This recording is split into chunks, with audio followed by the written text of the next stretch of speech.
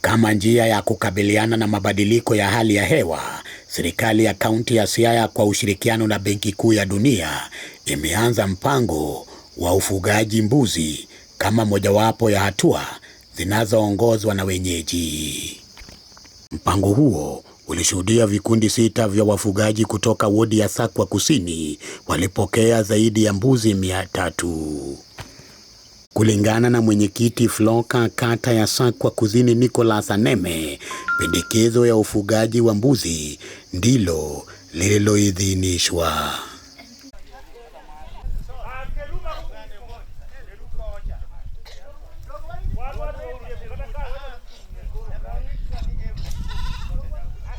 Today, I'm Nicholas Aneme, member of FLLoCA Climate Change Committee, South Sakwa Ward.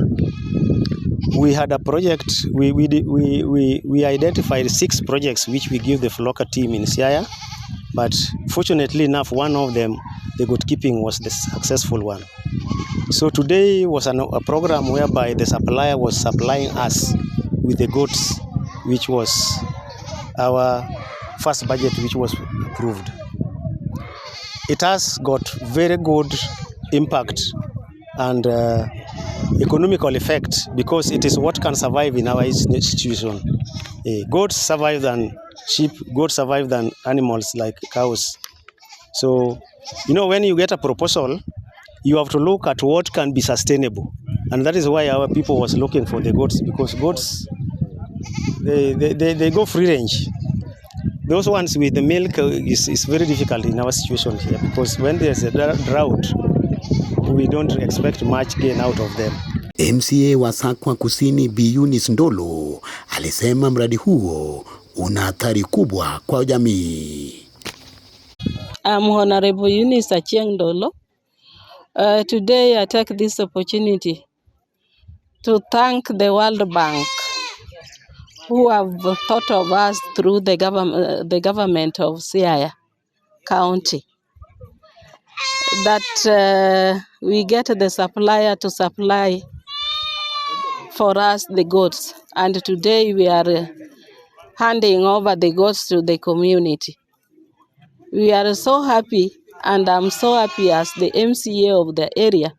I can tell the people of South Sakwa that from today we are going to take care of our goats that we have been given through the Siaya County government, and we are going to take care of these goats so well.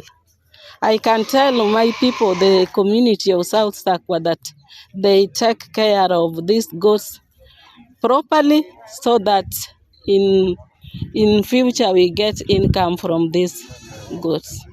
FLLoCA is a World Bank funded project in collaboration with the county government project that is used to address the climate change issues. Generally, FLLoCA came in county government, that was last year, and as we speak, it covers around 12 wards in Siaya County, 18 wards in Siaya County.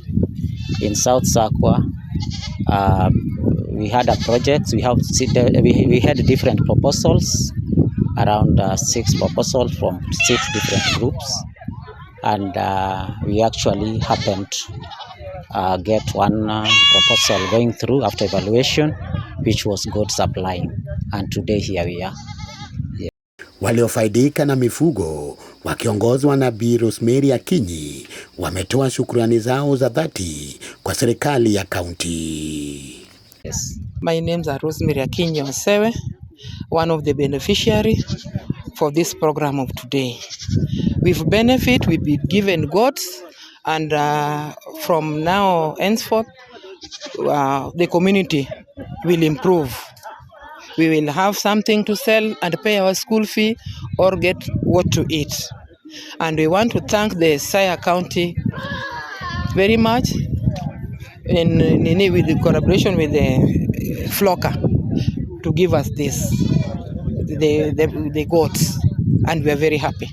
We appreciate it. If you have something, you cannot go for handout. you sell yours and pay a school fee. Because not everybody has benefit. So we will leave that chance for those who have not benefit today.